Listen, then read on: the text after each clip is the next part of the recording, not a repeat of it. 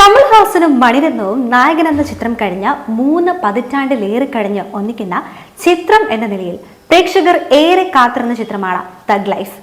കമലും മണിരത്നവും വീണ്ടും ഒന്നിക്കുന്നു എന്നത് തന്നെയായിരുന്നു സിനിമയുടെ ഏറ്റവും വലിയ ഹൈപ്പും.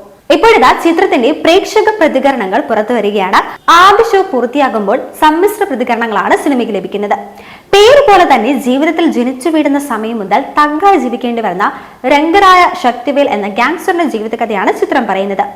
രംഗരായ ശക്തിവേലിന്റെ ജീവിതത്തിലേക്ക് അമർ എന്ന കുട്ടി എങ്ങനെ വന്നു എന്ന ഒരു വലിയ സീക്വൻസിലാണ് ചിത്രം ആരംഭിക്കുന്നത്.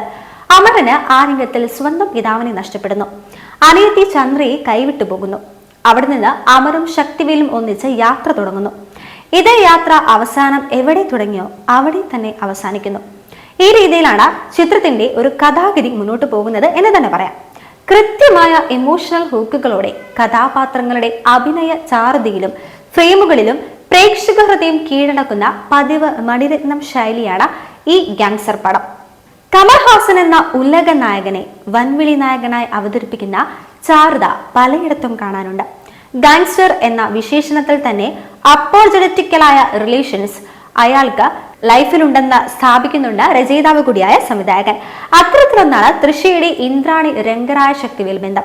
വലിയൊരു താരനിരയുണ്ടെങ്കിലും കമലിനൊപ്പം കട്ടയ്ക്ക് നിൽക്കുന്ന ക്യാരക്ടർ TR സിലംബരസന്റെ അമർ എന്ന ക്യാരക്ടറാണ്. ഒരു കയ്യാൾ എന്ന നിലയിൽ നിന്നും രണ്ടാം പകുതിയിൽ മറ്റൊരു ലൈഫ് ഈ കഥാപാത്രത്തിൽ ഉൾക്കൊള്ളാൻ ശ്രമിക്കുന്നുണ്ട്. സ്ക്രീൻ സ്പേസ് വലിയ രീതിയിലില്ലെങ്കിലും മലയാളത്തിന്റെ ജോജോ ജോർജ് കാഞ്ഞിരപ്പള്ളിക്കാരൻ പത്രോസ് എന്ന വേഷത്തിൽ ഗംഭീരമാക്കിയിട്ടുണ്ട്. പ്രത്യേകിച്ച് കമലുമായി നടത്തുന്ന ഫൈറ്റ് സീൻ. രംഗരായ ശക്തിവേലിന്റെ ഭാര്യ ജീവയെ അഭിനയിച്ച അഭിരാമി മികച്ച രീതിയിൽ തന്നെ തന്റെ വേഷം കൈകാര്യം ചെയ്യുന്നുണ്ട്. കമലുമായുള്ള അടുക്കള രംഗത്തിൽ അടക്കം അഭിരാമി നന്നായി പെർഫോം ചെയ്യുന്നു.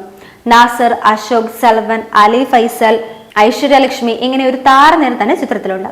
AR റഹ്മാന്റെ സംഗീതം പതിവ് പോലെ തന്നെ മണിരത്നം ചിത്രത്തിന്റെ പ്രധാന രസക്കൂട്ട് എന്നതുപോലെ തന്നെ പ്രവർത്തിക്കുന്നുണ്ട്. ഗാനങ്ങളുടെ ഉപയോഗം പലപ്പോഴും കഥയ്ക്കൊപ്പം ചേർന്ന രീതിയിലാണ് മുന്നോട്ട് പോകുന്നത്. 9ഓളം പാട്ടുകൾ പ്ലേലിസ്റ്റിൽ ഉണ്ടെങ്കിലും ചിത്രത്തിൽ ആവശ്യത്തിന് അനുസരിച്ച് മാത്രമാണ് അവയുടെ ഉപയോഗം. തൃഷ, ഐശ്വര്യലക്ഷ്മി, ജോർജ് അവർക്കുള്ള കഥാപാത്രങ്ങൾക്കുള്ള സ്ക്രീൻ സ്പേസ് പരിമിതമാണ്.